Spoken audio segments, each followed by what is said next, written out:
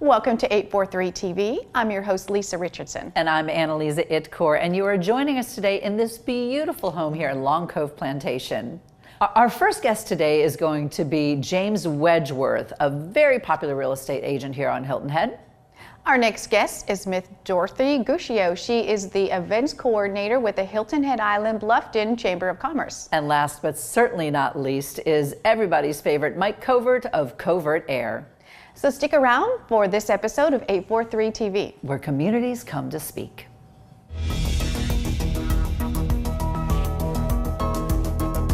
(843 TV), where Bluffton comes to speak, where Spring Island comes to speak, where Hilton Head Island comes to speak, where Beaufort comes to speak.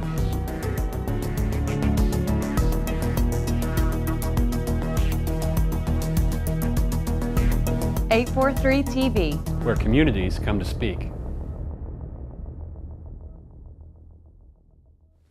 Welcome to 843 TV.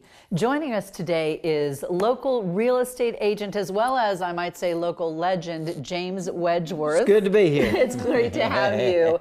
You know, to start things off, have you noticed lately, is there something of an upturn in our real estate market in general right now?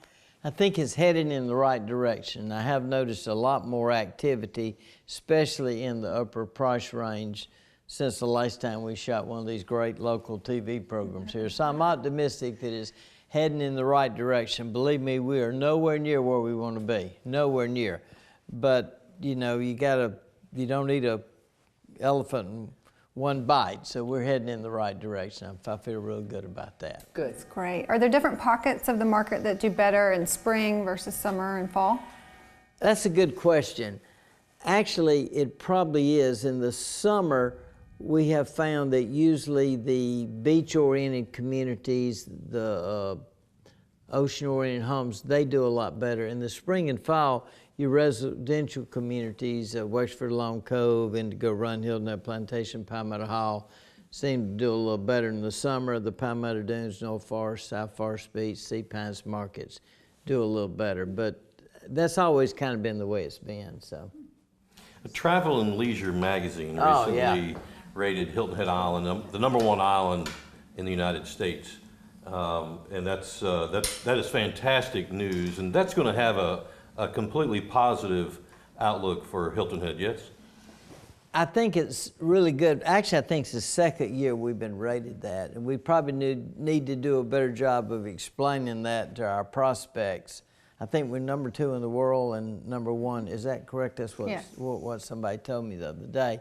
So that is a very positive, long-term situation that we need to let all our property owners know, and I need to do a better job of letting the prospects that are looking at buying homes know that. There's a reason. I mean, the ones of us that live here, we know it's #1. All you got to do is go to, I've been to several of the other on the top 10. I said, wow, we're so much better than them. We should be ranked in a separate category, which I reckon we are if you're talking worldwide. But that is very positive. I'm glad you brought that up. I'm amazed that when I mention that to people that so many people don't know about it. I think everybody would know about it. I think that's fantastic, yeah. They're going to know about it now because they're all going to hear know it. about it now. Yeah. James, Hilton Head in our community is just one really of a lot of options you can have along the East Coast. Share with us how our area is may compare to other beach-oriented areas. If someone's looking to make a choice, what makes us stand out? Well, I think we're the complete package is what I tell people. You actually could live on this island and not leave. Basically, you got hospitals, restaurants, shopping, you got everything you need.